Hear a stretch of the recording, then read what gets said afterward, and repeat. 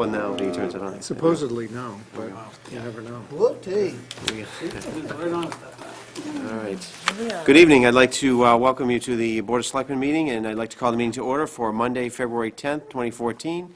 The first thing we'd like to do is have the Pledge of Allegiance, and if you would remain standing after we do the pledge, please. Mr. Clark. Pledge allegiance to the flag of the United States of America and to the republic for which it stands, one nation, under God, indivisible, with liberty and justice for all. Please be advised that Governor Deval Patrick has ordered that the United States flag and the Commonwealth flag be lowered to half-staff at all state buildings from sunrise until sunset on Wednesday, February 12th, in honor of Sergeant Cepeda, U.S. Army of Roxbury, who died on February 2nd. If we could just have a moment of silence in his honor.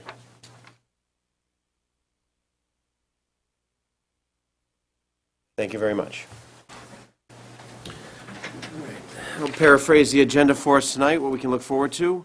We'll start with the read mail from the town administrator. At 7:10, we'll have public input and member updates. At 7:15, we're scheduled to hear from a couple of town boards, namely the Bicycle and Pedestrian Advisory Committee and the Library Trustees.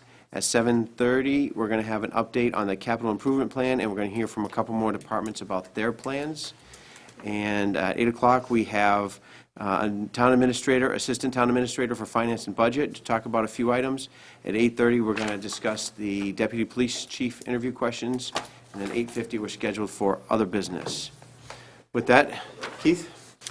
Mr. Chairman, a few grant announcements in the mail this week. First, we were informed on Thursday that the town had received 2 grants under the Community Innovation Challenge Grant program. We had applied for both as part of consortiums with other towns.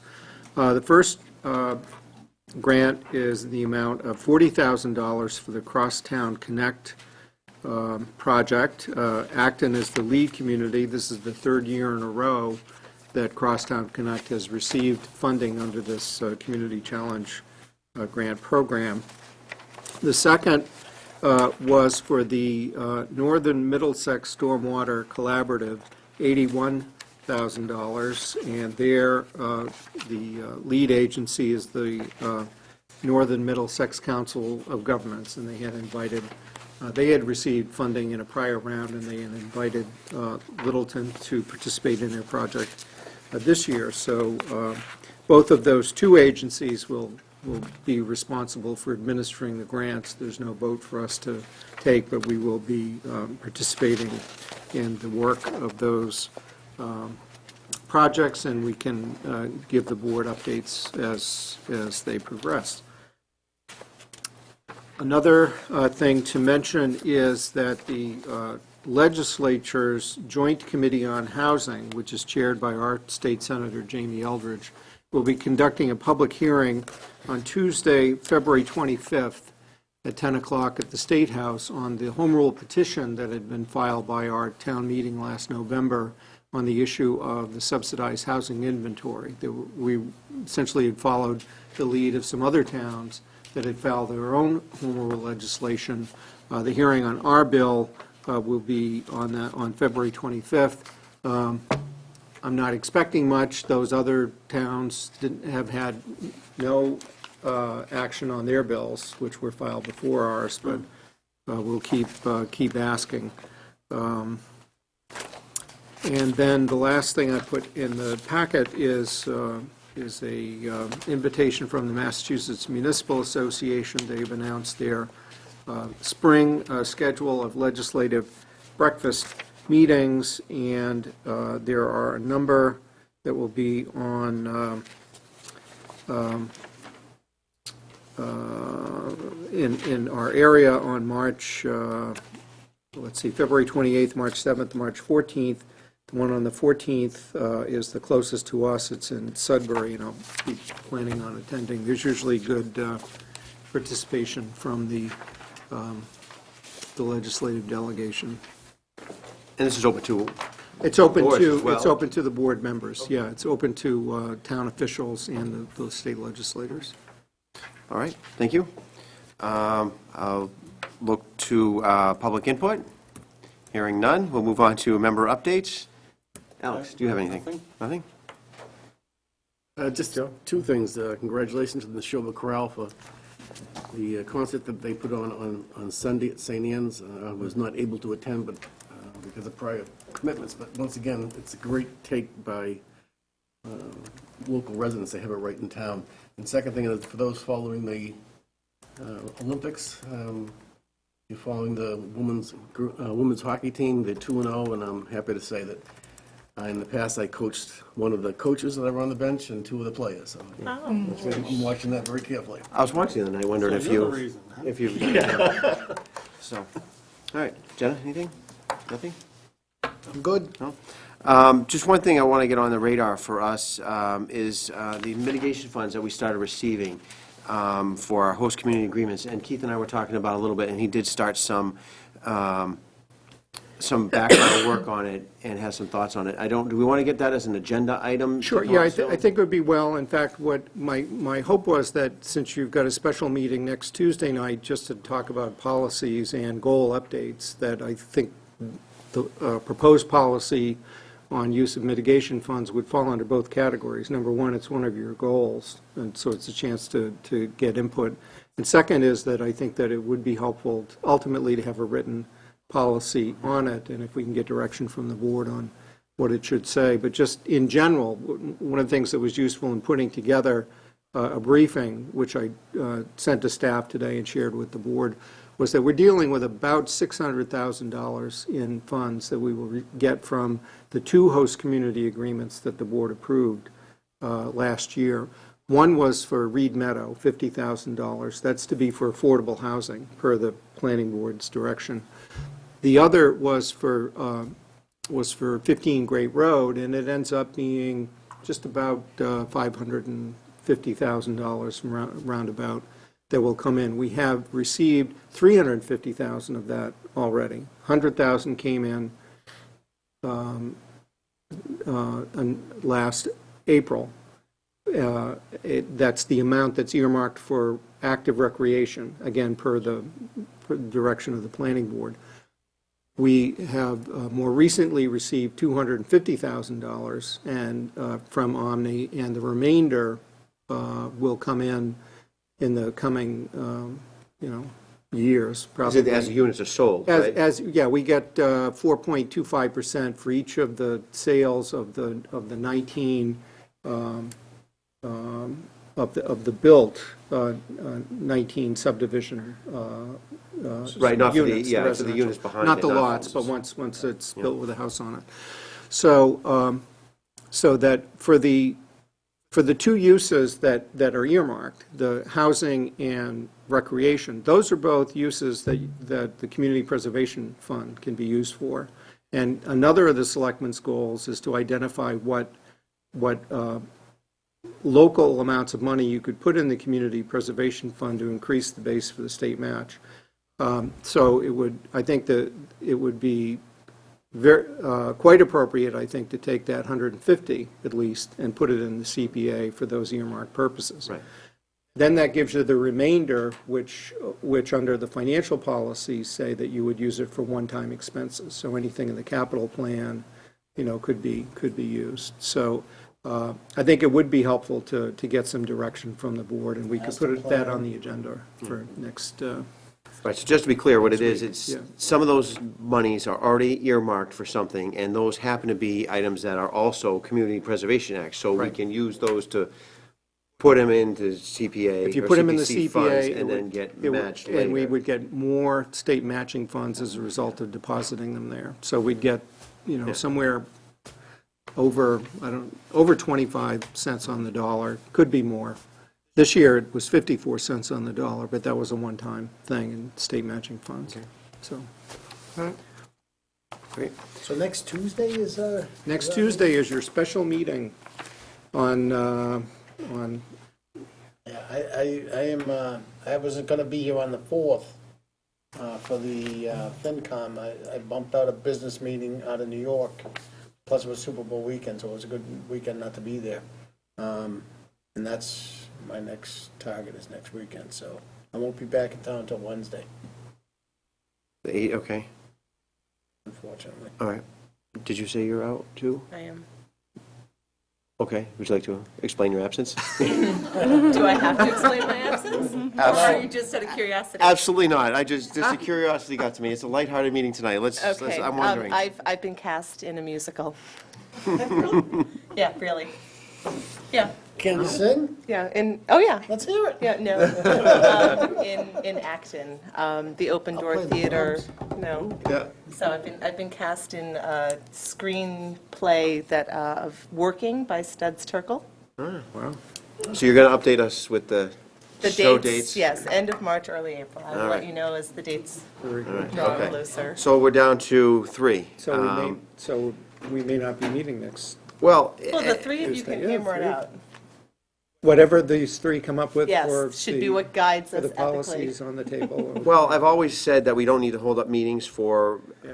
1 or 2 members. This being something that is going to set some guidance for the town, I'm wondering if we want to move the date when we can get a better attendance.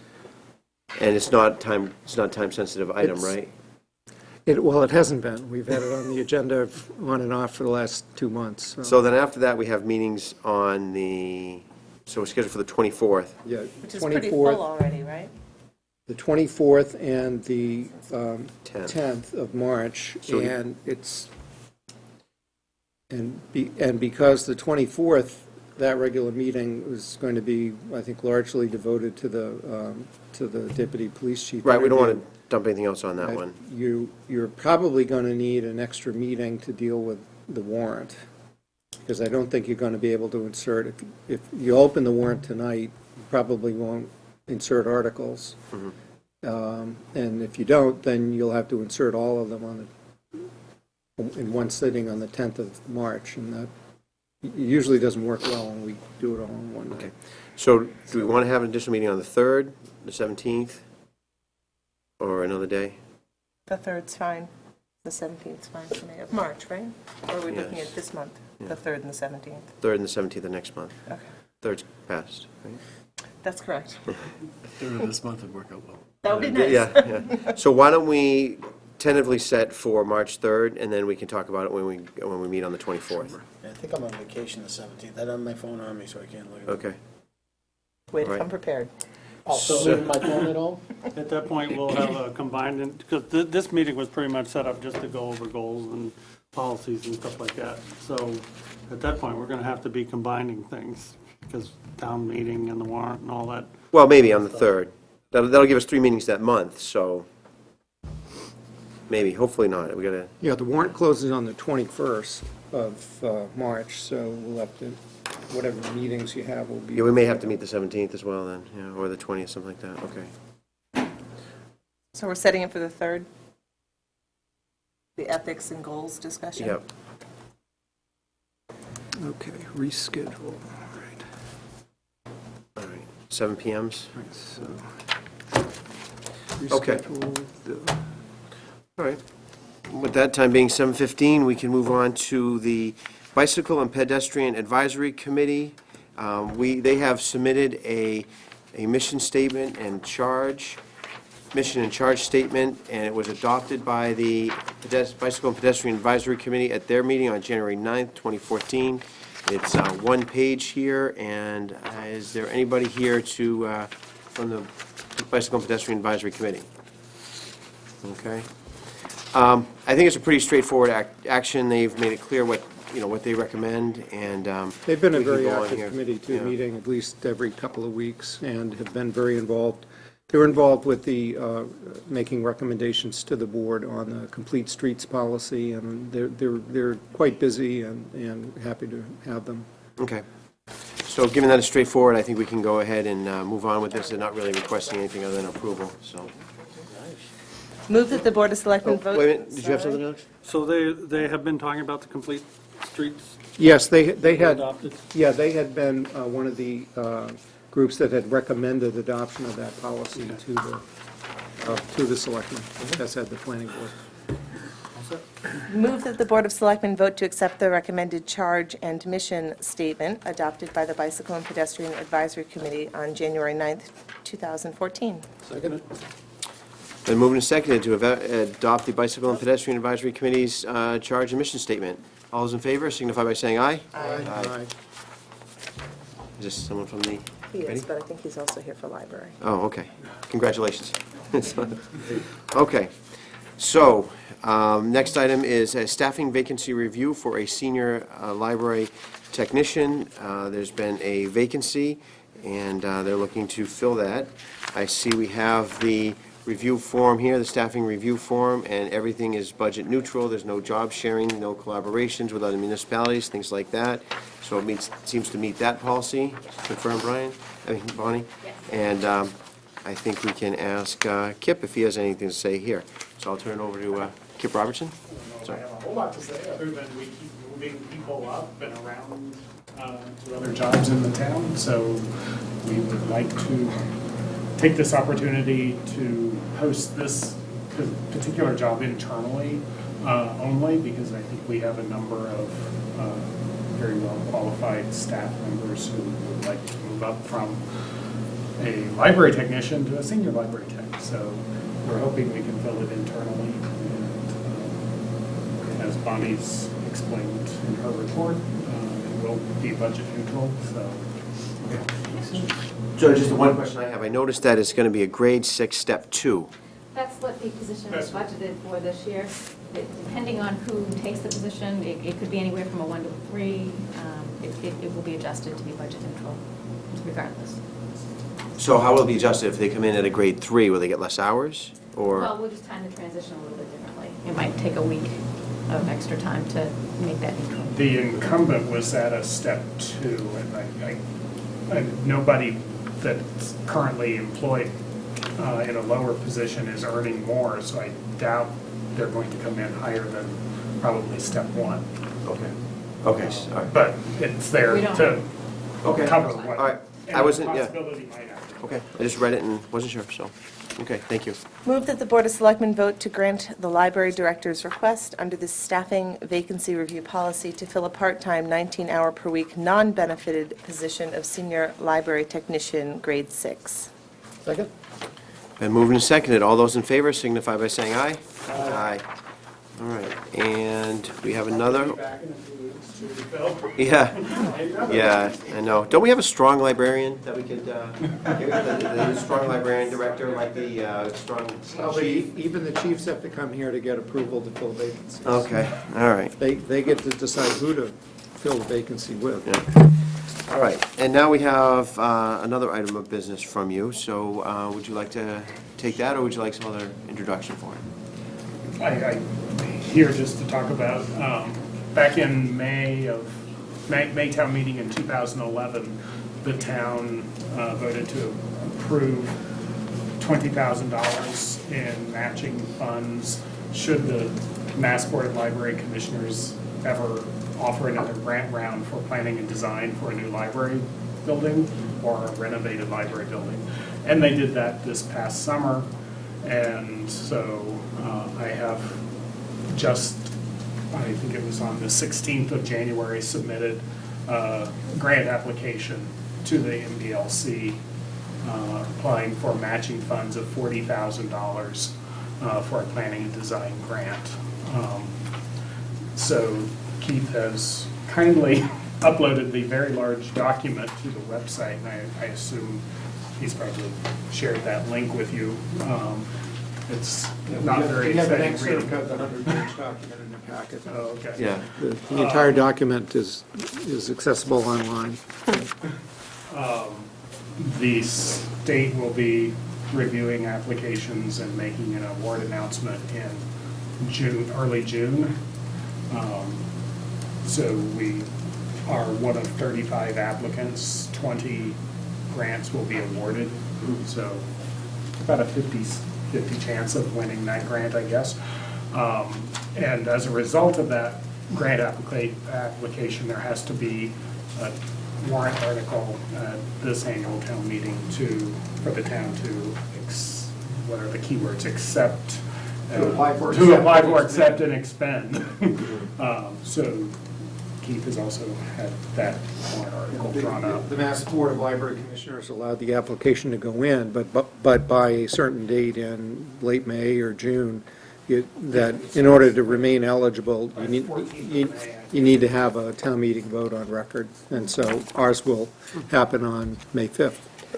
Why isn't the other vote, the previous vote, good? Well, because all we did was, because it's a $60,000 project, and we voted to appropriate $20,000 locally, and that's all we did. We didn't also vote to Oh, okay. authorize the trustees to apply for, accept, and expend the state grant funds. It could Oh, have this been is for the done state at grant. same time, All I right. guess, but it wasn't.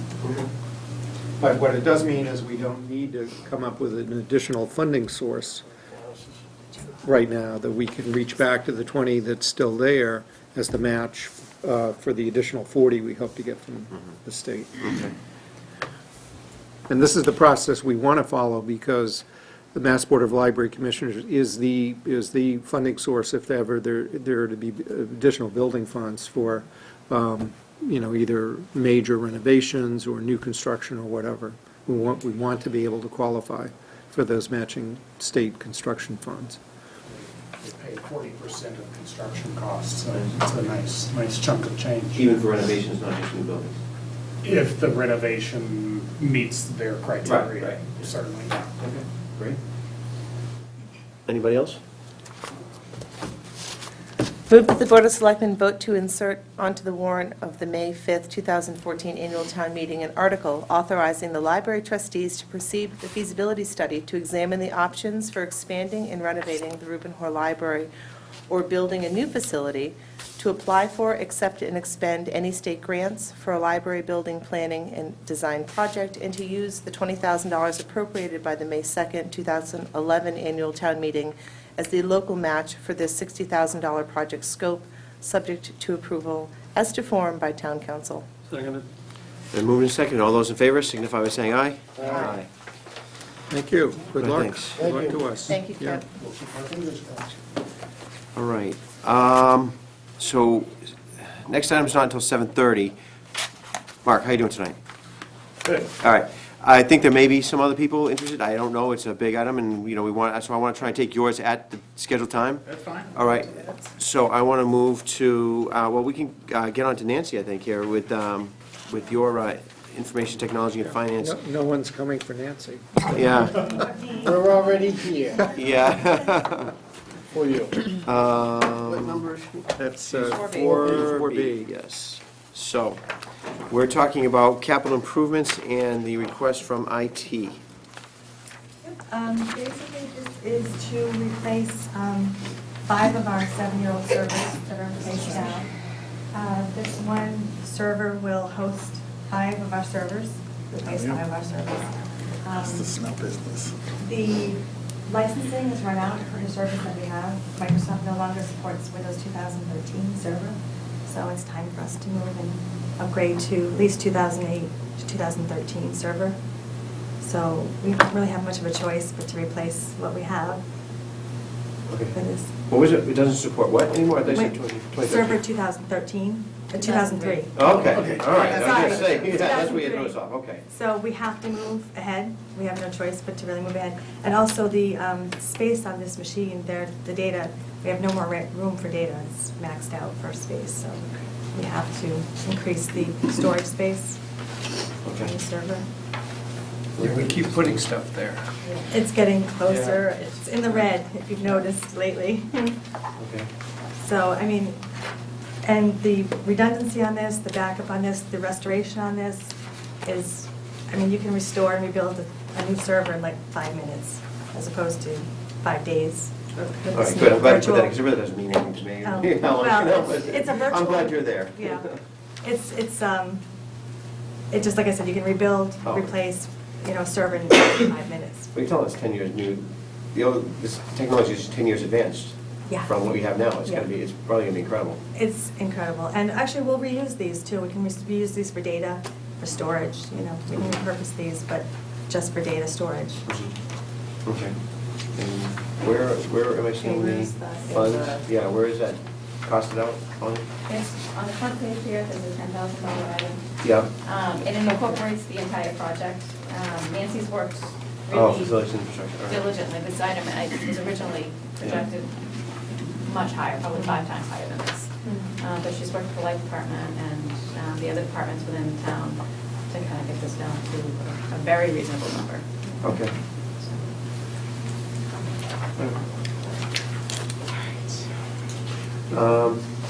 That's all we need, just to know where it's, where we have to place it on the list. So it's really not much of a choice right now. Not much It's, of a choice. when I ask for things to be classified as need, or, things we have to, like to have, things like Yeah. that, this is really This is necessity. necessity. Yeah.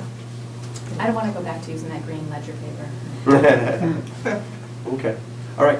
Well, thanks for coming in. Thank you. Anything else? Good. No? Okay. All right. And Nancy is looking at electronic, at document management, let's call it that, because we know that, that some communities have moved have moved really far away from paper and more towards electronic, and we're looking at, sort of from start to finish what that would entail.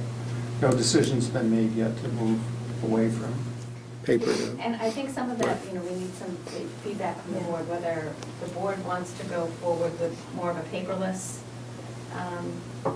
meeting, and that would direct us in one direction. And if you prefer to have the packets, then, that's. Well, I think it makes sense. I mean, it's going to happen, I think, eventually. Everybody will be sitting at the desk with, iPads or something. I think it's, So long as there's training involved.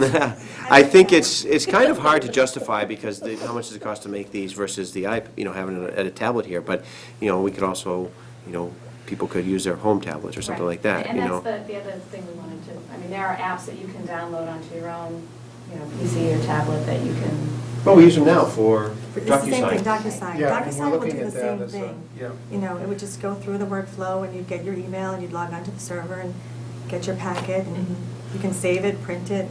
Yeah, I think the packet is, I think definitely electronic, well, we'll see, but I think, this is where electronic, like, you don't have the actual paper here. I think you should continue in that direction and start to bring advice to the selectmen, or, on how it would work, what step do we want to take next? Is anybody against that or have any other thoughts? No, I think it's a good idea. Yeah. You like paper? I have a. So make all the transition after Joe's next term. You can choose to print it also if you'd like.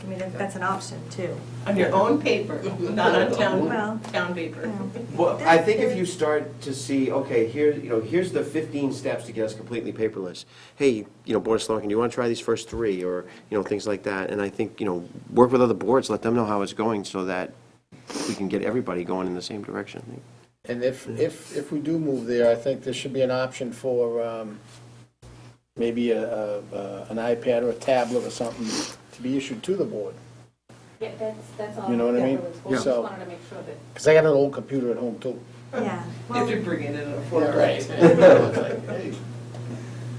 there are definitely many ways to do it. We just didn't know whether we wanted to move toward paperless Yeah. first. If we do, then we can look at the different options. Yeah. Baby steps. And we did one in test mode today. Yeah. We did. It does work. It does work. We're gonna tweak it a little bit. Yeah, and if there are, you can do a beta, or maybe it's alpha testing or something, if someone has a tablet of their own that they want to kind of work on it, try to start doing it, experiment with it. My kids do it. Huh? Yeah, if, I thought I was the last person to buy a tablet. and if we have first graders who are using iPads Absolutely. every day, Yeah. shouldn't we be able to access the same sort of technology? Oh, yeah. Yeah, and it's easy. Yeah. I just can see the outrage. We all got a little, you all have your little tablets up here, and, town funds, used for selectmen's tablets, and, but anyway, Well, they yes. can take it out of our pay. Move in that direction. I think the board's pretty clear on that. Yeah.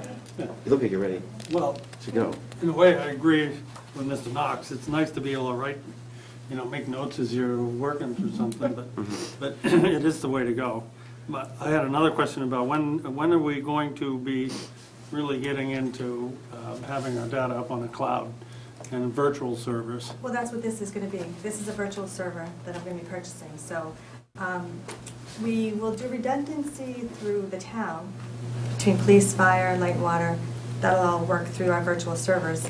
I do backup to the cloud now, so I don't know what you mean by having data accessible to other people, but, I mean, we have it on the cloud now for backups.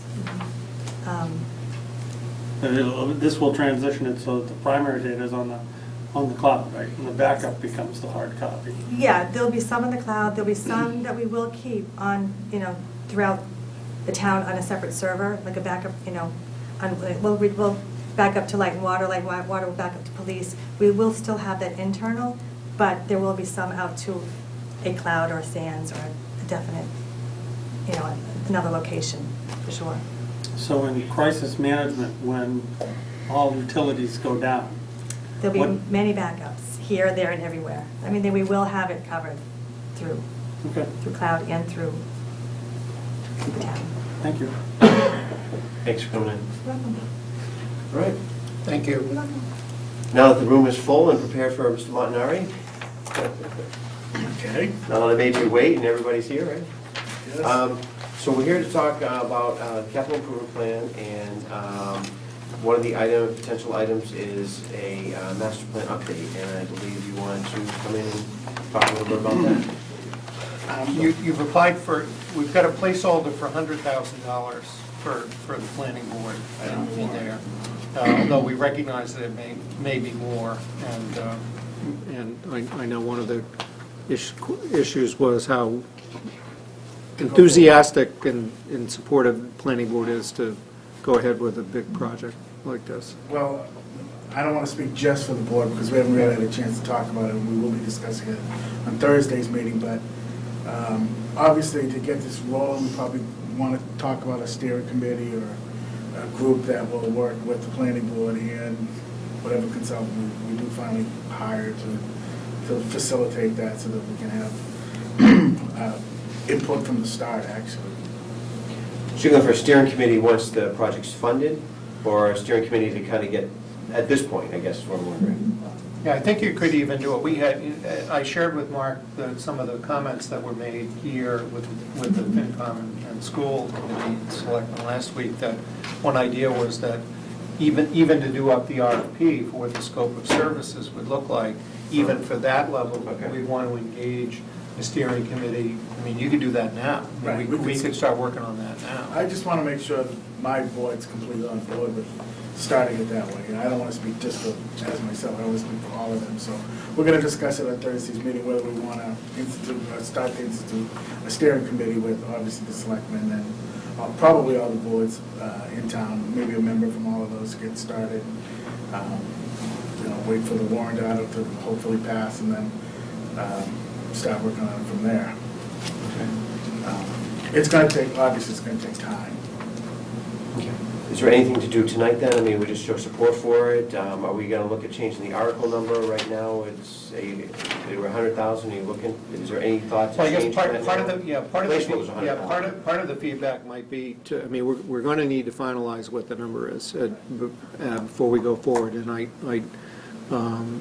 think it's probably, the figure of 250,000 is probably closer to what the project would actually cost if we go out and hire a private consultant to come in and do it. And the feedback I'm getting from the Economic Development Committee, for example, is they prefer to go out and, that we hire. If we're going to do it, it's a big project. If we're going to do it right, hire, a big consulting firm to come in and do it.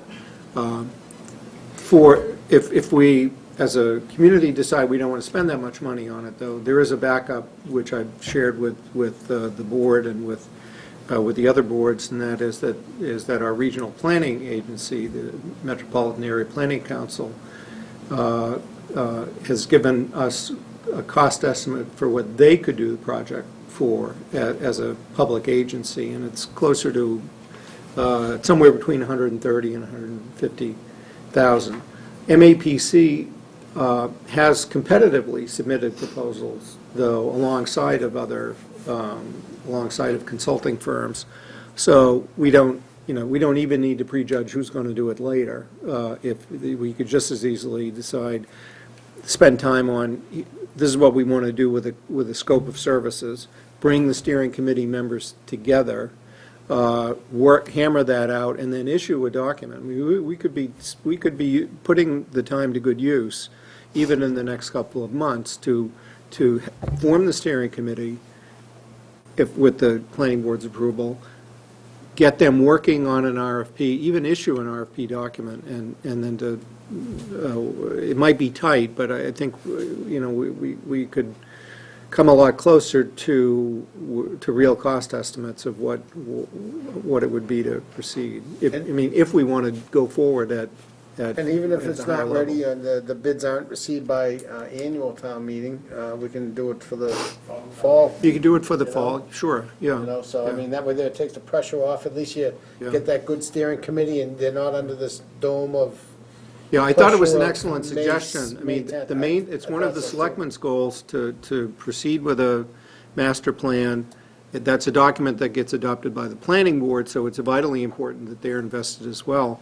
But as we floated the idea these last months about updating the master plan, there's been a lot of positive feedback from other groups in town that said, yeah, let's do that, but let's all be part of that process. So maybe the next steps to be taken, even in the next, month or so, would be to form the steering committee and get working on the RFP, even if we don't, then, even if we're not in a position to go for funding. I think we've still got a month to decide what goes in the warrant.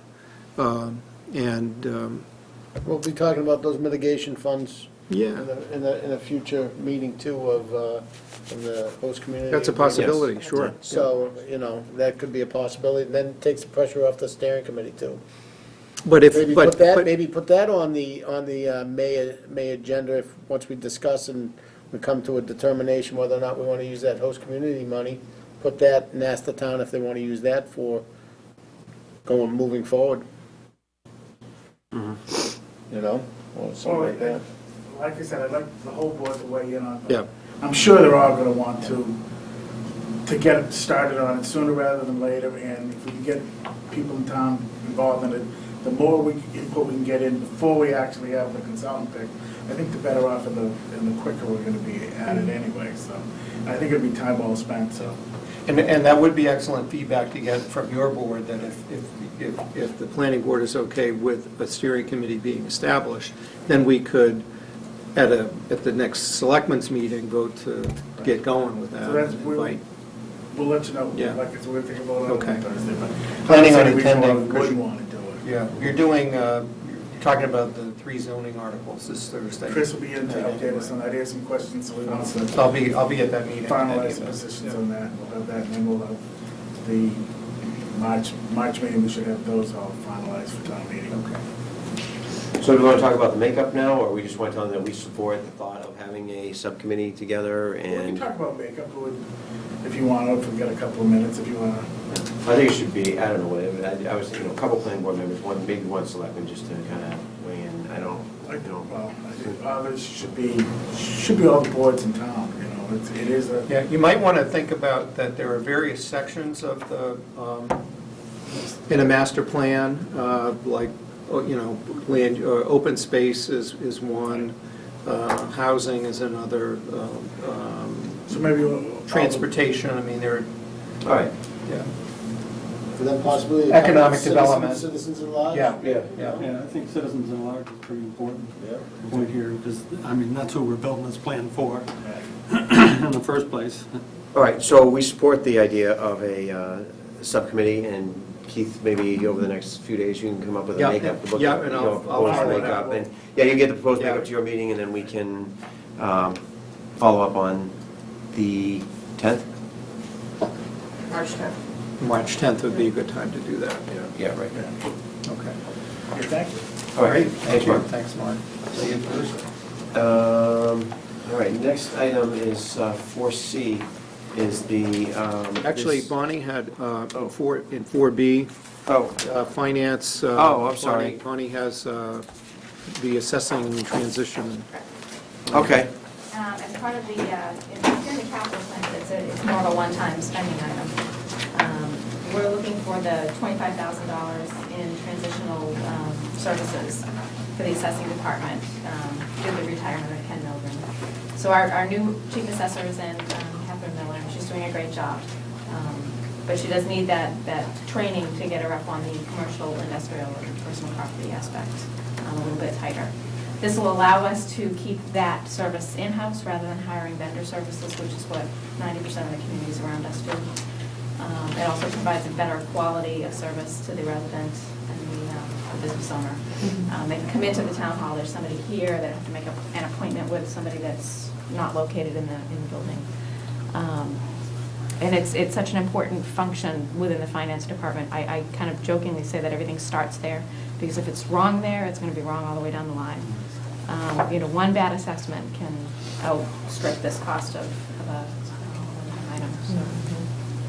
So it's a one-time item for training rather than a continuous item for consultants? Correct. What is the form of the training? We were looking at a couple of different vendors. I provided one proposal here from Patriot, just to give you an idea of what their costs are. Yeah. If you had them come in and do a full measure list of everything, it's $50,000, and that's what a lot of other communities do. They just hire it out. We prefer to do it in-house. I think, $25,000, I've consulted with Ken on this item, just to figure out, what areas we need to focus on. It's mostly the commercial, industrial, and personal property, so we can narrow that focus down. And he's comfortable with the $25,000 also. And we've kind of gone over it with Catherine, so she's targeting a couple of different vendors that will be able to provide some assistance. Is that a lump sum or is that hourly? It's lump sum. We would parcel it out as we needed it. Oh, I see. So I get it. my preference is not to do a lump sum contract, it's to figure out what we need assistance in as we go through the process. She may pick right up on personal property and, we'd be perfectly comfortable, and we need to focus on commercial. Commercial's a big issue right now. We've got a lot of, big infrastructure coming online, so. Yeah, you're right. Is this training for one employee, or will other people going to be involved? It's mostly Catherine, it's the chief assessor. Is it on site or does she actually go? On site. On site? That's what they need. They need to go out and see it and Sure. show her. So. Anybody else? And Ken will be assisting in that process? Ken is assisting right now through the abatement process, Yep. which is also involving the commercial industrial, so she's kind of getting a, First-hand a look? referral. Trial by fire? Yeah, right now. So that's working out very well. But she's going to need that through the summer as this other stuff comes online. Okay. That's your only capital request? That's it. So, the next item is 4C. We're looking at, we've been discussing recently a facilities assessment priorities working group. Keith, do you want to explain a little bit? I tried, but I just don't want to. Sure. Go ahead. At our recent meetings with the Finance Committee and PMBC and the School Committee, it was suggested that since we have about $2 million worth of facility, in the facility assessment reports that were commissioned by the PMBC, which have now been completed, there, for the first 3 years of the project, there are a couple of $1 million, $3 million worth of recommended projects to be undertaken. Bonnie has set aside a figure of $450,000 that we could fit into the capital plan for this year. So, and we recognize that what's really needed is to prioritize those requests, those many requests that are in the facility reports, and figure out which ones do we do first. And to do that, it was suggested that we just have a smaller group with representatives from this board, the Finance Committee, PMBC, and the School Committee, who was asked for only one member, to work with staff. I think it's going to be needs to be driven by the PMBC, who's been working on the project, but come back with a list of prioritized projects to include in this year's capital plan. That well, we could just say that we will fund all, amorphous capital facility upgrades for $450,000. We really need to, identify what are our priorities for that. If Bonnie says we only have $450,000, then we've got to look through all of these competing lists and figure out which of the projects that we need. And I suppose the same time, if more than 450 is needed, then to identify why it is and perhaps where that funding might come from. So this is not gonna be a one fiscal year shot. I mean, this committee's gonna be, ongoing. It'll be maybe- ongoing. Maybe once or twice a year, Yeah. meet and based on the report, make recommendations. Yeah. but- The specific task is to come back in time, though, for this town, for Right. putting some set of They're done this projects year, in the but warrant this year. Next year, moving after this year, we should have plenty of time to assess. I mean, there'll be a lot that won't get done this year, so You only have we'll so still much have a money, lot, Keith. we'll You still only have a have lot so to much talk money. about, yeah. But it would be helpful to have a group get together Absolutely. and say, these are the, if we only have 450, out of all these lists, which ones are we gonna do? And to come back with that list. So that's Seems what, like Selectman Carr has been quite vocal. I think he should be one of the two people Well, that we choose. I was just gonna say that Selectman Brownson,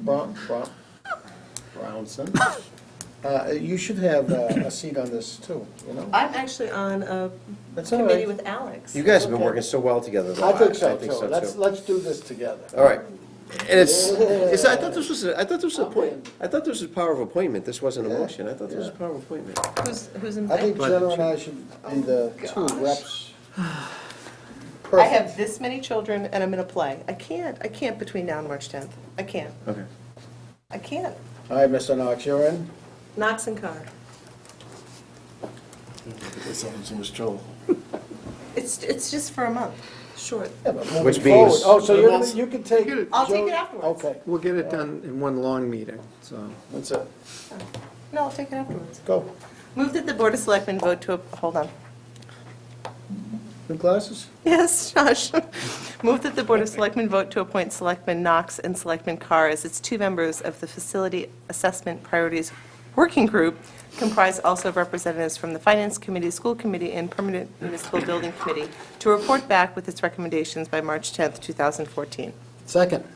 Motion been made and seconded to appoint the selectmen's representatives to the Facility Assessment Priorities Working Group. All those in favor signify by saying aye. Aye. Opposed? We are flying through. That's the same negative. Well, it wouldn't have changed anything, but it would have gotten you some credibility with Kathy. At least you put up a fight, maybe. No, it's just the You put up a fight. the 300th, I've got two meetings during the day and one or two at night. That's only one. You got a big dog It's only house. one year. You're all set. All right, moving on. We will, let's see, want to open the warrant? Yeah, let's open the warrant. Go to Yeah, 5B. Yeah, 5A. Is there anybody going to be here for roadway improvements that's not here now? Okay. All right. I mean, it's a simple design contract, right? From what I understand, we're going on to the next step, and these funds are already allocated, and, The funding is available. We have a lot of roadway and design phase right now, and we do have some, $500,000-$600,000, I think, in available funding. That will go very quickly once the design work is done over the summer and the projects are bid, so. Step two. so what's going to be built this year? Is there anything going to be? The goal is still to do Neshoba. Again, we're in permitting. It's quite lengthy and just, we've run into a couple snags. They're working on new estate. We have a public meeting for the residents on the 20th of February. Where was that one? I remember. It's gonna be in the multi-purpose room, but there's like 100 residents on new estate. So this year is hopefully the Neshoba paved. Next year is the new state. They both went to design at the same time, didn't they, though? Yeah, they were like one right after the They other. were together, yeah. And then this is just getting the next Yeah. one going maybe for 2016. And this is the way it's been. Our design has always been a couple years ahead of our, Yeah, that's what Okay. we need to do, because we lagged behind in the design, so we didn't have a project ready. So we're trying to get stuff ready so that we can get right to work, like all the permits and stuff will be in place. Jim, I cut you off, did you have something? That's all right. Just a question on the Neshoba Road, just because of the reservoir? Yeah, we've been working with the town of Concord, and they're asking us to do certain things for the drainage going into the pond. And they acquired some property around the pond, and it doesn't specifically call it the Article 97, which is conservation land. And that's a little bit of the concern, that it's deemed the Article 97, so you have to get a town meeting vote in Concord. But the property was acquired for the protection of the pond, and, you know, we're kind of deeming the drainage design to help protect the pond, so it's in keeping. So we've been going with, discussing with town council, and we're just starting to get the information back in the last week. What's the chances, Jim, that it won't go to the Concord town meeting? We're hoping that it does not have to do that, because we have some other ideas on drainage. This is something that Concord has proposed to do, and we can keep it all within Littleton right-of-way, but the drainage design that the engineers have come up with, Concord doesn't particularly like that.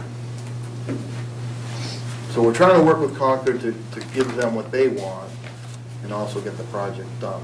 Yeah, if we found ourselves in a situation where the drainage design Concord doesn't like, then there's no chance, and it's on their property, and that it requires Article 97 action, we're not going to be able to do it that way.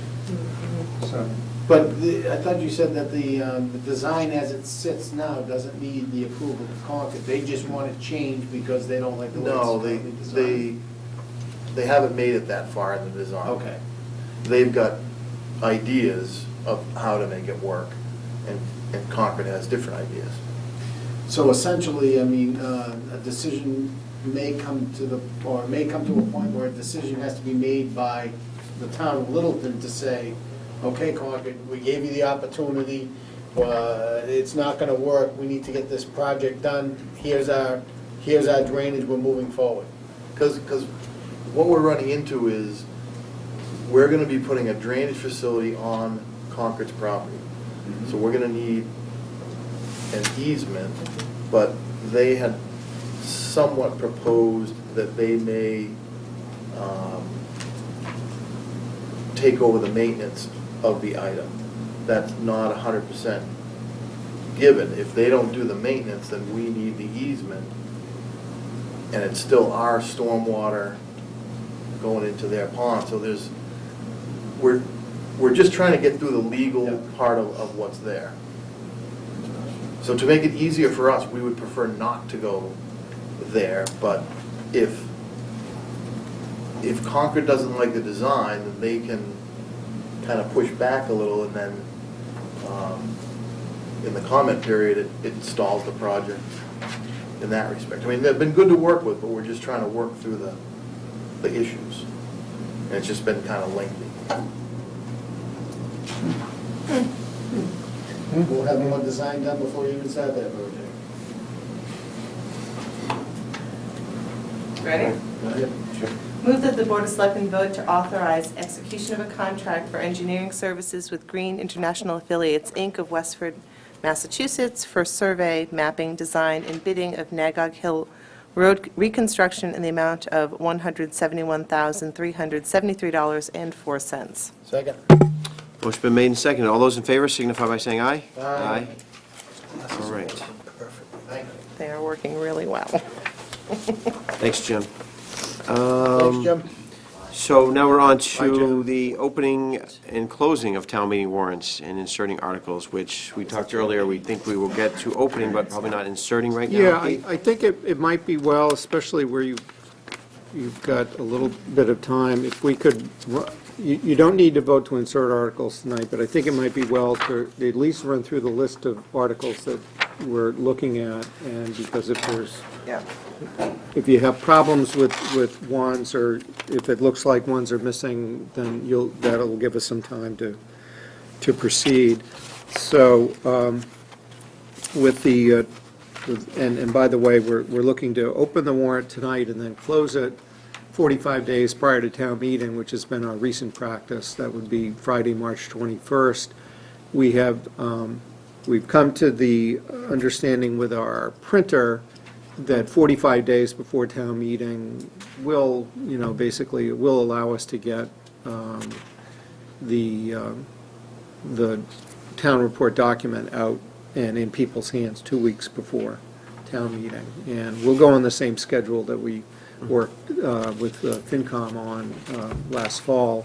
We were able to wait for their meeting, which came about, I think, maybe a week and a half after the closing of the warrant. We'll be able to wait for that same period of time now, and we'll work with them on that. So, 2 town meetings, a special town meeting and an annual. The special town meeting is to take up matters which require action in the current fiscal year, and as such that we've only got potentially 3 articles that might fall into the category. One is bills of prior years, if we have any. We didn't have any for the fall town meeting. We may not need any now. Line item transfers for the current fiscal year budget, we will, in all likelihood, that article we will need. And then the third one is, on occasion, that there will be a capital project which, for one reason or another, we want to start prior to July 1st. We had identified a couple last year. It depends on what the final list looks like. We may or may not want to have a capital project that needs to get started before July 1st of 2014. If there is, you can put it in the capital article. So those are the only 3 that we have for the special town meeting requiring action in the current fiscal year. Then there's a draft warrant of articles that we're looking at for the annual town meeting, and this format is divided up into 3 categories as per the prior recommendation of the Committee to increase study voter committee to increase voter participation. And that is financial articles first, then those requiring a supermajority next, followed by all other, including any routine authorizations or reauthorizations. So that's the order in which these appear. The first 2 articles don't fit into any of those groups, and usually end up being on the consent calendar. Article 1 is election of town officers, which frankly is not selectman or moderator, it's fence viewer and, the real important positions. And so, then Article 2 is a report to receive the reports of town officers and committees, followed by financial articles. So we've got the omnibus operating budget for fiscal 2015 next. Then 2 enterprise funds now, the water enterprise, which we've had for a number of years, and the brand-new enterprise fund, which was created in November for park recreation and community education. I've just got placeholders in here now. I don't have the numbers yet, but that's where we're plugging in. Next would be the appropriations for capital projects, and I did not deign to call out, you've seen the long list, and by the time the warrant closes, we'll need to finalize which projects are included on the list, and they will all be spelled out in detail here. Next, it would be followed by the Community Preservation Committee's annual budget. This is just a placeholder now. Bonnie will finalize the dollar figures that are needed to pay the prior debt service amounts. But just so you can get a flavor for some of the projects that are currently being considered by the Community Preservation Committee, we're working with them on what their article will look like. They haven't finalized. They haven't voted to include anything yet, but there are a number of different projects that they're considering. Then there are 2 stabilization fund articles that follow, both of which would appropriate money into the stabilization funds, the general one and then the specific one for the capital improvements. And pursuant to our policies, we need to keep some percentage. Appropriate at least 1% of whatever we spend on capital into a capital stabilization. Okay. So that's our goal there, and for the regular stabilization fund, the standard is 5% of the total operating budget. So I think for one of them is about 13,000. The minimum's 13,000. Yeah. And then on the operating one, it's about 100,000. Yeah, because the but those operating budget- those numbers are included in Bonnie's spending plan. We just need to appropriate them into the two stabilization funds. You've already voted to insert the next article, which is the library planning and design project. We have been told by the Neshoba Valley Tech High School District that they are bringing forward a roof repair project, which for which they've qualified for funding from MSBA.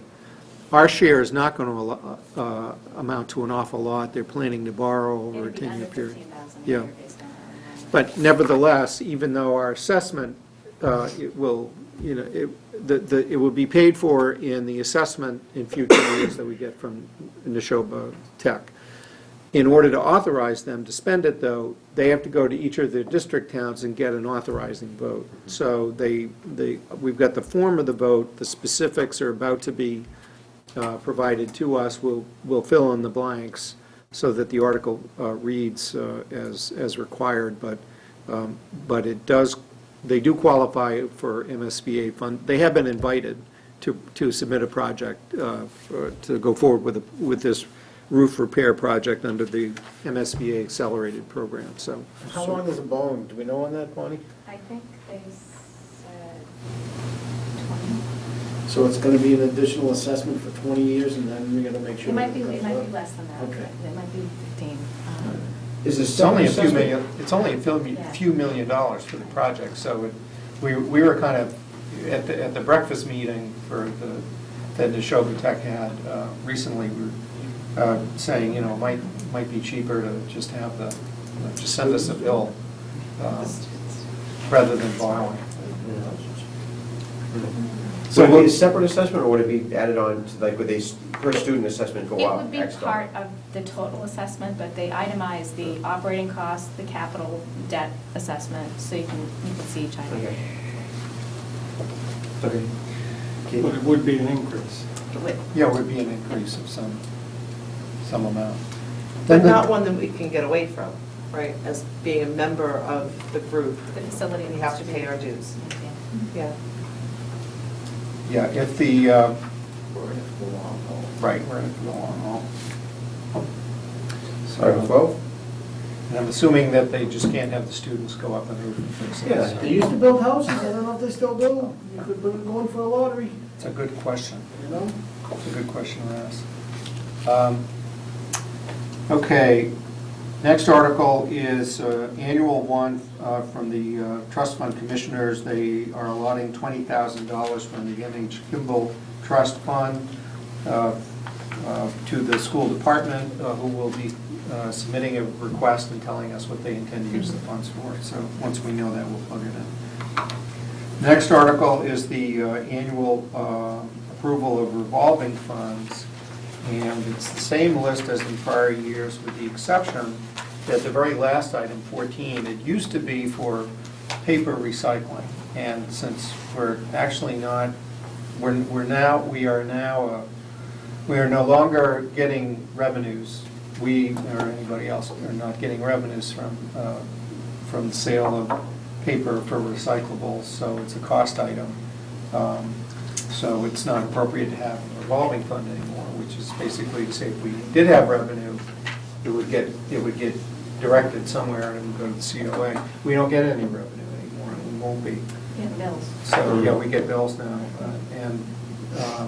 However, this gets to the issue that we discussed with the Sustainability Committee at the last meeting, that we will be adding a revolving fund to deal with composting bins, and that they had wanted to be able to sell them, and then, and the way for us to procure them and then sell them and do it again, the way to do it is a revolving fund. So we'll And Jimmy finalize that. Clyde's handling that out of this department because he has access to All that stuff. all that stuff. Okay, so next is senior work program. This is a routine article, one that we have every year. The dollar amount that we have in this proposed article is 55,000, which is what it is this year. I know it has been a selectman's goal to look at increasing that, so, you know, we should have a discussion about that at some point. One of the things that I know and I should mention, by the way, that the Council on Aging wants to come, and I was at their meeting again today, they want to come and talk to you about their mission budget request for additional hours for the outreach worker. So we're going to schedule them for March. They would like to come and see you on March 10th. They couldn't, and they can't be talked out of it. But when you get there, that we might want to talk about the senior work program. Am I getting the feeling that you got today, when I'm trying to get a word in and you keep going, where you were trying to say, no, the selectmen said mission budget is not priority? I said no and- to everyone, and yes, they Yeah. understand that completely. And they They still wanna come nevertheless in and- they voted for a second time they voted at their meeting last month and this month, that they want to come in and talk to the Board of Selectmen about it, so, About the mission budget. about their mission budget. Do we have set I said forward, all now I'm those talking to the board, we're talking about, we've set forward that our guidance to the town is non-mission budget. Are we going to start hearing from different departments now? Because we get one coming in to ask, is everybody else going to start following in about mission budget? Or do we want to stand by our policy and say, the town is not at the point where we're considering mission budget now? I think it's fair for us to consider strongly worded appeals to the board. I think that it's fine to do that, but make no guarantees or promises that we're going to say yes. Mission statement is exactly what we would like to be, but I think there might be a number of cases of need that we might deem necessary, that we might have to make alternate decisions on that might come up. I mean, if the world's perfect and the town's is running properly, then it's mission, but there are needs that are there that probably have to be looked at. I think we should hear them out. Yeah. I have no problem hearing it out Okay. either. All right. We Put 'em on welcome their for, attendance on the well, 10th. Could we put them on the May 22nd agenda? That's not funny. And I laughed at it now. Maybe it was. So my thought was, since we'll be seeing them now on March 10th for sure, that if you did want to make an adjustment to the senior work program, we could talk about that. Is there a need that they have specifically identified that the senior work-off program has? They have not, it was Eaten your, up it was, the no, it was the need $55,000? identified by this board, not by the council. Oh, I see, okay. So can you go back to COA and say, could you bring us some information-based numbers that would, Yeah, like what would you I don't do? think What they're would you talking like about to this though, see? Jenna. They're talking about their, no, they're talking about that $13,000 additional for the outreach worker. They're probably talking about the Right, that's- kitchen. Right, Right. and they had not actually asked to have they had not asked to have the have we senior ever, work have we program ever spent the adjusted. 55? No, we're getting closer. We Yeah. we changed the way that we did it this year by, Frank, what I'd call overbooking, because what we've done in the past is, we had a budget, let's say it was 50,000, you'd commit based on all the applicants. If we had 100 applicants, if they all worked the maximum number of hours, that we'd spend the 50. Well, they didn't all work the maximum number of hours, so we spent 44,000 or 45. We never approached the total. So I asked Pamela Campbell to look at the last few years, see what the average percentage was of what we didn't do, and came up, and so this year we booked at 103% instead of 100. And we're getting closer to spending the 55,000 total, yeah. We're getting closer. That's good. So, I would think right now, keep the 55 and Oh, absolutely, I'd like to yeah. hear what they have to say about Overbooked by 105% next year. Yeah, I know we discussed about raising this, but they've got to, I think they got to come and tell us that there's a distinct need to do it. yeah. I mean, I was one of the proponents of raising the amount, and that's based on conversations I'd had with several of them, that say that this is a way they can work off their taxes, and there isn't enough. And so I'd like to hear from them, see if that is still the same. Will do. And then the other two are pretty much straightforward, right, Keith? 15 and 16? Yeah, we have to vote to appropriate whatever the amount of Chapter 90 funds is that the state gives us. We haven't seen the number yet. It usually comes out about the 1st of April. Bonnie wants to borrow at least $1 million so that she has the borrowing authority on hand. We have the money set aside in the operating budgets to pay for the costs as they're incurred, but we need the authorization to every few years or so. We did this last year, too. We did one last year, it's because we have these 3 major projects coming up. I mean, New Estate's a big one, Nagog is a big one, and what was the other one? I can't remember now. The other road. Neshoba. So it's just, we need a couple of borrowing authorizations, and then we'll pay them off inside the levy as part of the financing plan that we've already crafted, so. Basically short-term. Yeah. So Keith, this would move, Article 16 would move earlier in the warrant because of the 2/3 requirement, correct? No, it's a financial article. So I've got, the supermajority ones actually follow the financial articles. So I've taken the position here that if it's a financial article and it requires 2/3, it goes in the first section of financial articles rather than bumping it down. So we're still in the first section, I think. Supermajority what it is. articles. Yeah. So, Are these all, because we've got three. Oh, I see. Three Okay. supermajority articles among the financial, the 2 stabilization funds and this one borrowing. Yep. Okay. So then the next set, Articles 17, 18, 19, are the 3 proposed zoning amendments. These are in the articles requiring supermajority vote. These are the 3 zoning amendments that the planning board is working on right now. Thursday night, they'll meet with town council again to sort of finalize what medical marijuana, accessory dwellings, and the flood insurance rate maps zoning amendments will look like. Then they will hold their public hearings in March. They'll open them in March so that they can be ready in time for town meeting. And these are the new flood rate maps we've been hearing about, that the state is up and up. Yeah, and there's With been the FEMA question, and MEMA's yeah, been working on it? and one of the most asked questions is, isn't the science defective on those FEMA maps and aren't they being redone? And the answer is only for the coastal maps, not the rivers.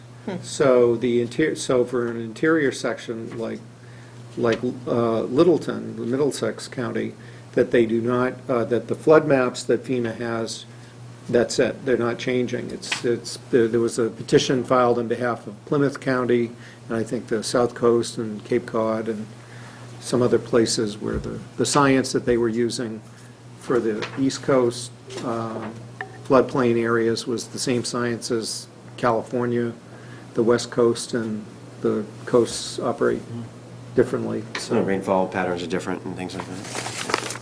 We have more rocks here, I guess, so. I gotta check mine, see if we, hope we don't get, hope we don't put it. And then the last category is the routine authorizations, reauthorizations, other articles. So we've got the annual one for borrowing authorization,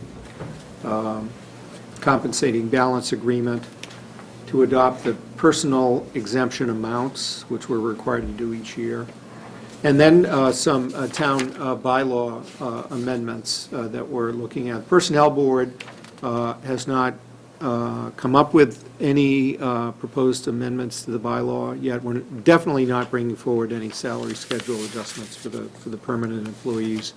We've got to check with, I think we're asked to check with, maybe they haven't checked with you yet, but with Fire and Park and Rec to see if there are any of the other salary schedules need adjustment. So we may or may not have some language changes to propose.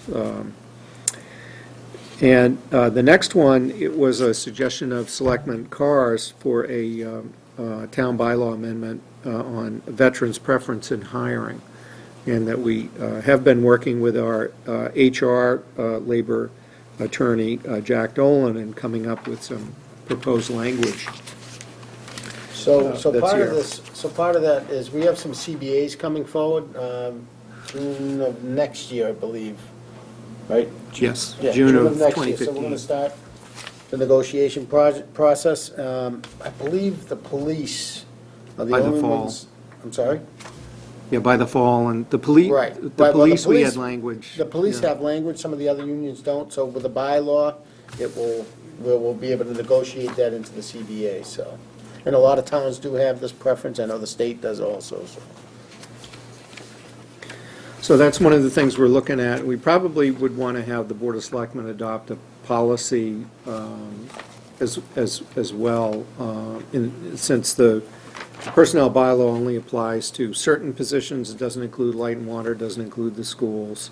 But if the intent is to have it be across a broad section, that having the selectmen adopt a policy and inviting others to do that as well is something that we schedule for discussion.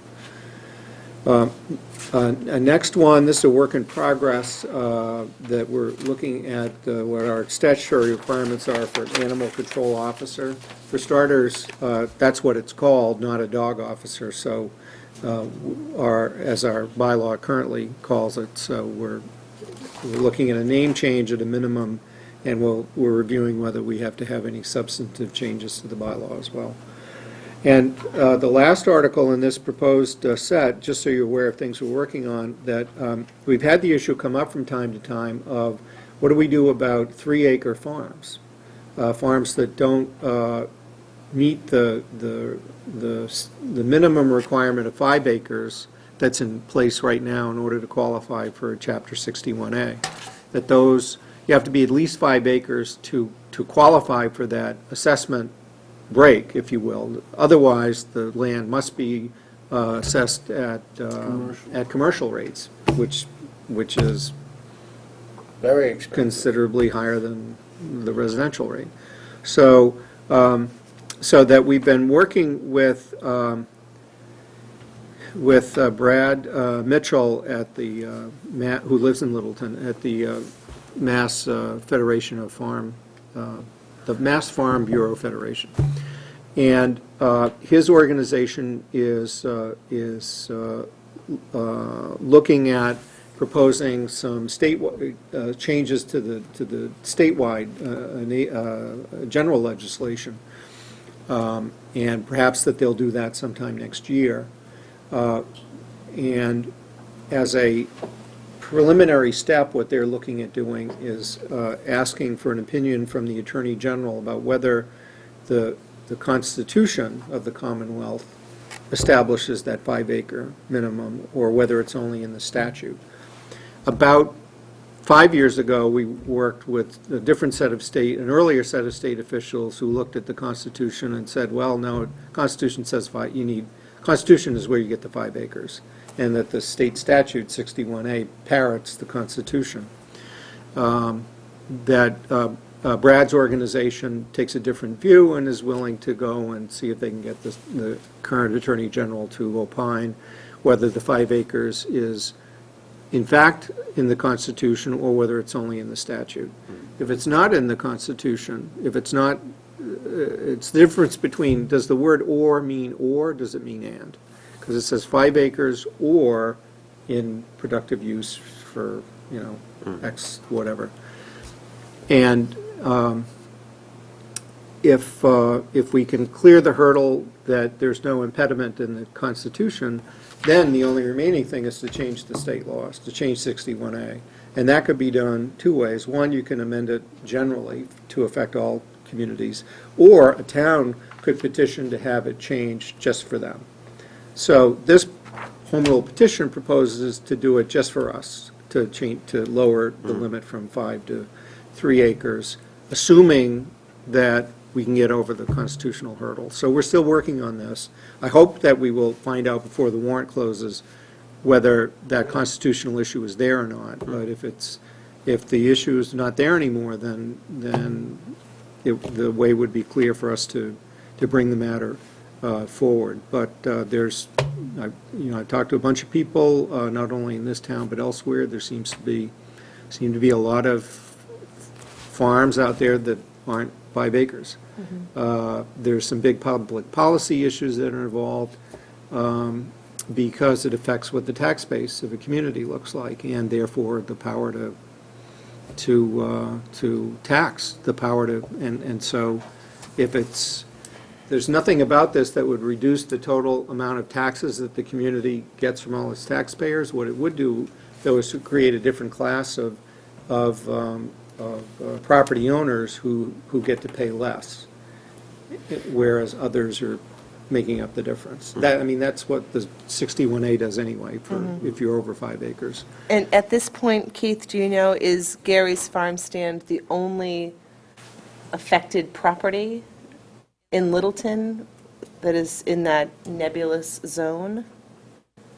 I think that that's a safe assumption Yeah. at this point, but it does not, we don't know if this will open up the door for other 2 to 5 acre parcels. Yeah, it's the only one that we're self-identified right now. If the threshold were lowered from 5 to 3, how many 3 acre undeveloped properties in town would suddenly become agricultural? I don't know. Sure, okay. Interesting. But that's one of the other things we're working on here. So can we insert any of these now and just take care of them, because we've talked about them? You could, I think, in the annual town, in the special town meeting for starters, I think you could do Articles 1 and 2. The jury's still out on Article 3, the capital articles. Is it more confusing, less confusing, just as easy to do it now than later? or- Yeah, I prefer to do it, if you did it now, then we can at least announce that we've got some number. Okay. It'll cut down, it'll take the pressure off, because if the number of articles that remain to be inserted is small, then we will know it's manageable without calling extra board meetings. Okay. So for starters, I'd recommend Articles 1 and 2 in the special town meeting. Okay. And then a number in For the, annual, and then in the annual, let's just go up the list here. So 1 and 2 in the special, Articles 1, 2, 3, in the 8 and 9, 10, 13, we're going to, you want to wait on the senior? Yeah. Yeah, okay, so 15, 16, and then 20, 21, 22. I think that's it. Ready? yes, I think so. Everybody ready? Yep. Move that the Board of Selectmen vote to open forthwith the warrants for the Monday, May 5th, 2014 annual and special town meetings, and to close them on Friday, March 21st, 2014 at noon. Second? Motion been made and seconded. All those in favor signify by saying aye. Aye.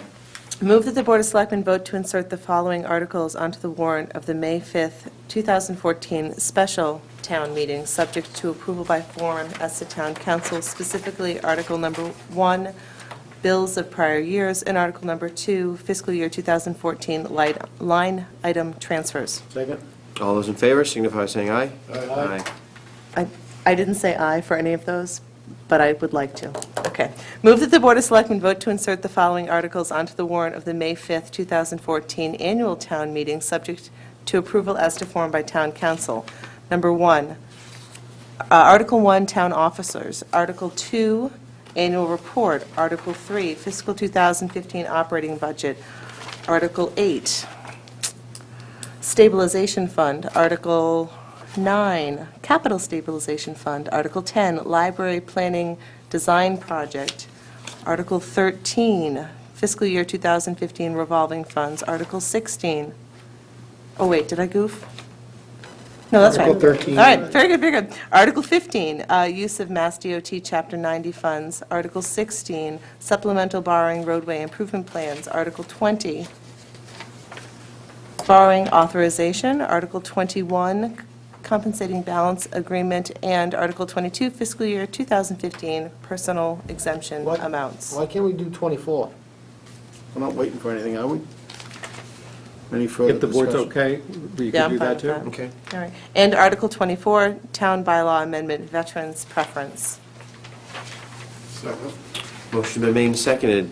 All those in favor signify by saying aye. Aye. Look at All how right, much great. work we just got done. Thank you. Terrific. All right. So now we have talked good. about, We're ahead of schedule. Annual town report. Oh, yeah. oh, sorry, The you're right, dedication. yeah, internal report dedication, okay. The practice has been to identify a few individuals to dedicate the town report to those who served the town in the past who died in the year of the report, and to identify in particular those whose service stands out above the others. And the town clerk has provided us a list of those who died in 2013, and in both places in the motion, the year cited should be 2013, by the way. And has suggested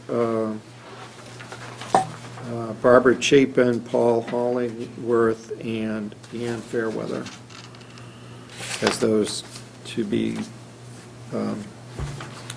Specifically noted honored. in particular, yeah.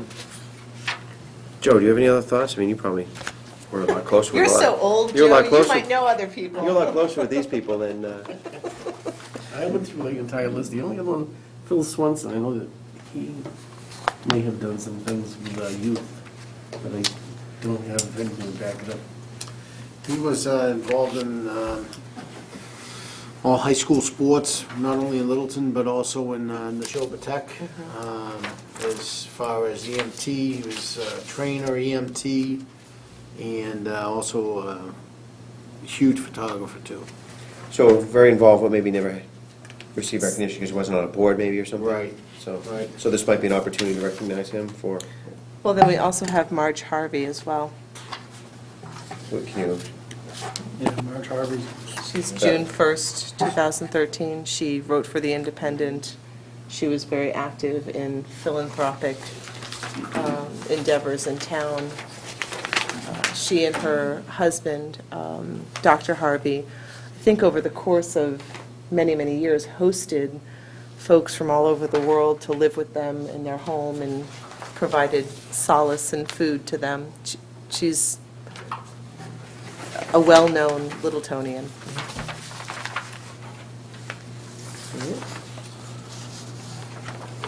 anybody else? So that would be 5.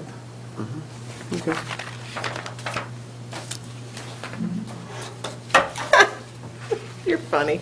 Move that the Board of Selectmen vote to dedicate the 2013 annual town report to the ongoing service of volunteer citizens who contribute to all aspects of maintaining the community of Littleton, whose service has been critical in retaining our small-town character and spirit, and to include the list of whom we lost in 2013 who served the town in some official capacity, including Anne Irene Fairweather, Paul Hollingworth, Marjorie Dorson Harvey, Philip Allen Swenson, and Barbara H. Chapin. Second. All those in favor signify by saying aye. Aye. All right, thank you.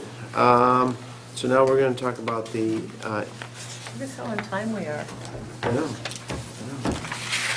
Interview questions for the deputy police chief. There has been a list provided of sample questions, and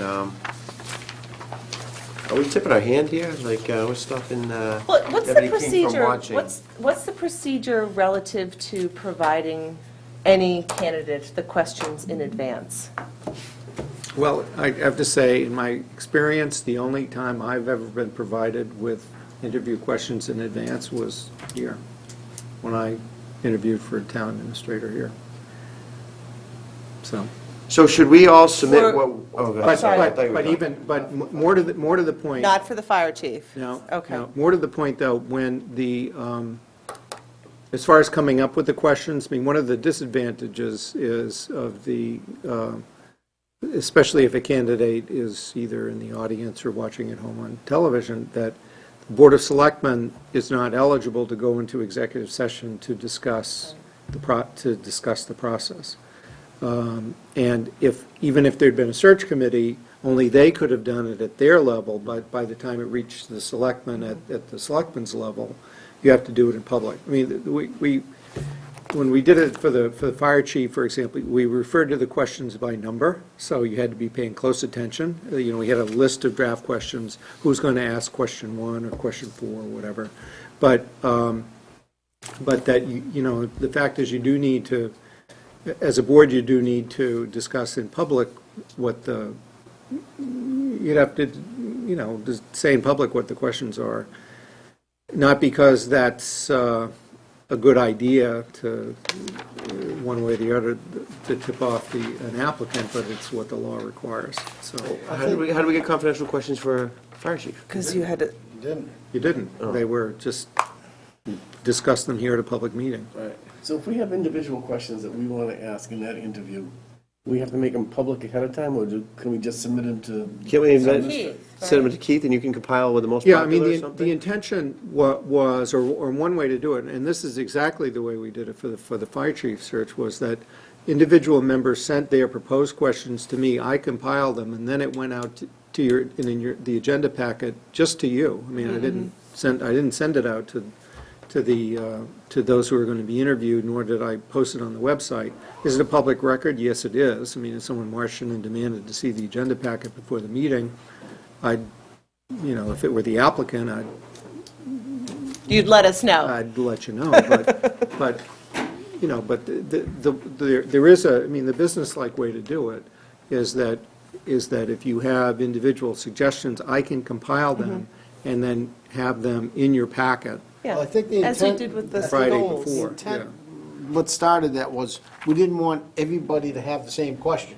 Yeah. So- Absolutely. So that way Yeah. there, it got to Keith, and we could, if I was gonna ask the same question as you, we can kind of work that out. Right, You right. take number 2, I take number Yeah. 3, that type of. We're also walking a fine line here is, where we have received some criticism, we may receive some more about, not going through a big search, so this needs to be as a critical eye as possible and not tip the questions out. That's fine. Yeah. I have, you can take one and pass it down, just as a kind of a timeline type of scenario that, in looking at the succession plan and, what is the process and what's the timeline of things going to be? So based on what we've talked about previously on the succession plan and what Chief Kelly and his leave and all that, this is something that I came up with. Okay. And I'll let you have mine. Jimmy, before we do this, can we get back to the questions? Sure, Yeah. sure, I just wanted to get this out, that's all. Okay, I do want to go through this. Yep. What's the limit on the number of questions an individual selectman can ask? Unlimited, just like the goals.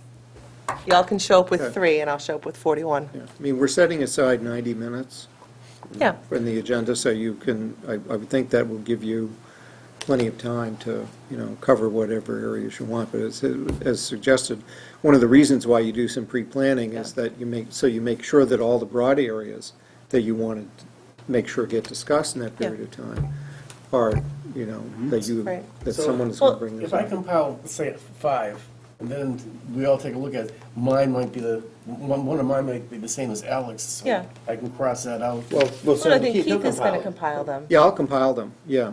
If you And send the questions you want to ask to Keith, then he'll come up with a list, and then, I'll do two things. One is that I'll prepare a compilation, by subject matter or something, and then attach each of the submissions that each of you have made, so you can see who proposed the question. So, for instance, in thinking about this, it seems to me that we have different categories. For instance, mission, model, personnel, budget, they're sort of umbrella categories, and we might all ask similar questions within that.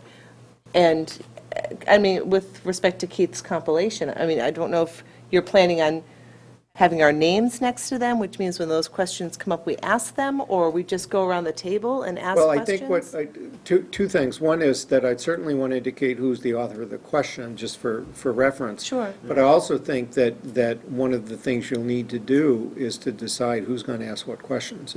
That frankly is what we, why any of the search committees or any of the review boards that I've been involved with, the first, if you're going to have an interview at, say, 7:30, you meet at 7:15 for the sole purpose of dividing up who's going to ask what. And so mechanically, you could just do that. Yeah. Because it won't matter it won't matter who necessarily who says it, Right. but it will matter that all of the things that you, as a board, want to get asked, do get asked. Yeah. during that. I think another piece of this as well is that there might be an overarching question which is asked, which spurs one of us at the table to think, oh, I've got a follow-up question. Any sort of follow-up questions, I would think, would also be given an opportunity to be asked, right? I mean, I think after, once we all, have our casual, it's first gonna round, flow. so to speak. It's going to flow. yeah, I guess what I'm saying is that when Deputy Chief King's before us and he expounds on an answer, Yep. I might think, oh, and I have a follow-up question to that, that we're going to be sort of not so stilted that those follow-up questions couldn't be asked. Yeah, that's what I was afraid of, and the way I was reading it, that we would be so programmed in on a set of questions that we wouldn't have the give and take of follow-ups. Yeah. And this is the guy we're going to be working with. So the give and take and follow-ups is going to be routine business for us. And so I think, we can't have it so formal, and we're not asking somebody who doesn't know who we are, and we don't know who he is. So I don't think we have to be terribly formal. We need to discuss with him what we'd like to discuss, but we need to actually have exchange as we go along. And I was afraid that the original plan sort of said, well, you ask a question, you ask a question, you ask a question, and that's it. Well, I think that's too formal for what we're doing here. No, I would hope we'd have the opportunity to the spur of the moment, something pops in your head that you want answered, that we'd be able to do that. Yeah. Yeah, okay, good. All right. So time frame on this, we would need our questions to be to you by Thursday, the 21st, What's the date of the? the 24th? Yeah, that would be Is that the- helpful. Is that the, you want them on the 20th? Hold on. No, they're just going to be ready for the packet, right? Yeah, they'd need to be ready for the packet that goes out on the, 22nd. Friday. 21st. on the 21st. Yeah, So what they is got to it? be in by the 20th, Okay. right? They're Yeah, good? So- Thursday, the 20th, yeah. By noon, so you have time to do it? Even the end of the day would be fine. Oh, okay, 5 PM. Is that the end of your day, or do you cut out at like 3? Or Wednesday. By the way, I got, Anytime Wednesday the between now 19th. and then, Yes. right? Anytime between now and then, but no later than 5 PM. anything submitted after 5 PM on Thursday, the 20th will not be considered. May not. And may I have not. rehearsal that night, so I'm sure I'll get mine I done. have the local concerns meeting that night. Okay, so 5 PM, 2:20. Question, deadline. Okay. All right. Say, Jim, I think this is pretty good work you've done here. Well, at least we have, I just wanted to make a reference, that's all. Something to reference back to, as far as the timeline. And why is it May 6th? What's the magic marker on that? Just to provide, Just some overlap. Oh, I see, okay. I see, okay. So May 27th is the last day For chief, to be actively, a chief. He'll be on leave. So if there's some sort of Littleton crisis and he shows up, you're going to shoo him away? No, but what if he's out somewhere and, we can't, He's on not vacation. right, he's not on vacation. answerable to us. Correct. After He's on- May 27th, but Well, could he's still He's participate. still the Littleton Police Chief, but it gives the deputy the authority to act as chief. Fine. The deputy will be acting as chief. Correct. So essentially, you are handing over all the authority to the deputy at that point. That's what happened when someone's on vacation, and essentially he's. Yeah, So a John has to delegation. move out of his office, go down there, move all his stuff out of the office, and, Well, that doesn't happen until he's. Between the he 6th and the gets- 27th. He gets the boot. okay. On the 27th? Well, actually, it's, his date of retirement is September 2nd. Okay. All right. Just as a reference point, that's all. One other item that I've thought about on this is, I remember that the deputy chief position was brought up as a way to go through this transition, and I think we should give some thought whether we're going back to a lieutenant. I'm not saying we have to decide now. I think we just decide something that has to be brought in is the transition. Do we go back to a lieutenant, or do we have a deputy chief? Because it seems that this role was created just for this transition process. I agree. So we should Yep. think about that. I thought this, the deputy chief was just that, a deputy chief position, and going away The from. way I thought it was, Yeah. too. I That's not understood it how I was put in, understood it. I understood it was put in because of the transition. Because of this Absolutely not. succession plan. Yeah, that's succession plan. Yeah. Absolutely. That Well, is not my I understanding at think you all. have an interview question to ask Yeah. the next chief. But I think. What is, think plan- that what just is, pretty nailed what that is, one what is? down. What is what his what what understanding? No, Well, what are his, what's his? What is his? Classified that position to a deputy chief position. Reclassified. So you could unreclassify it. Well, That's the thing sure. about it, but it's just, I don't know if we want that next person are they considered heir apparent at that point? And lieutenant may not say that, where deputy chief may. If So- if we didn't feel as a board that the deputy was ready for a chief Yeah. position, Yeah. we say we go out. Yeah. All indications,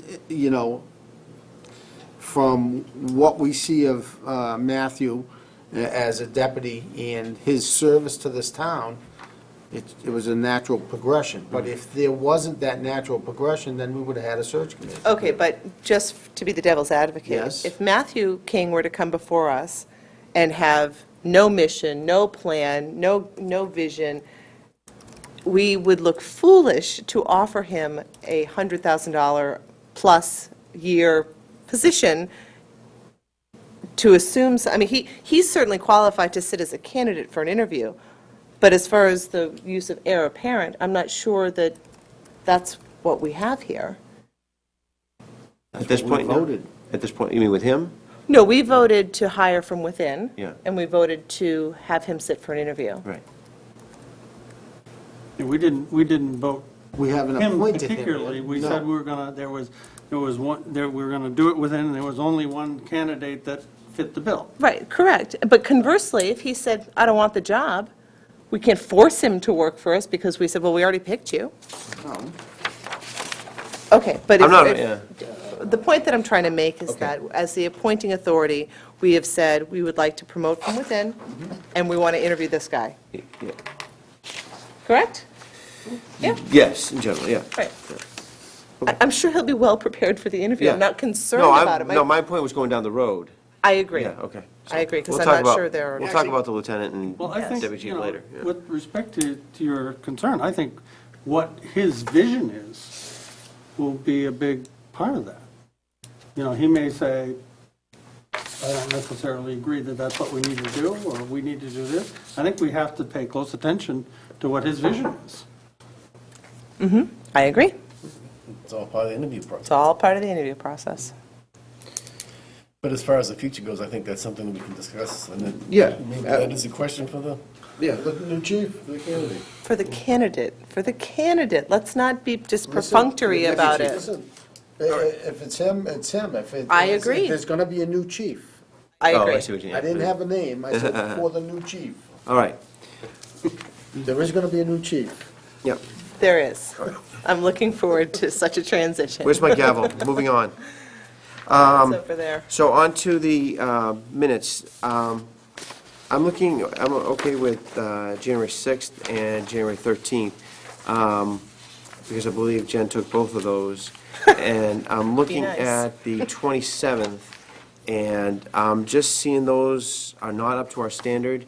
And if okay with Keith, I'd like to have those rewritten, if Jen can watch the tape maybe and fill in some blanks, if that's worth her time. I just don't think, I think there's not. It's a very different form. Yes, and. I agree. And it's not sentences and things, so if that's time well Sure. spent, You Keith, know, I think and- that's worthwhile. And Jen also does a nice saying at the end, vote 5-0. This does not have that same reflected.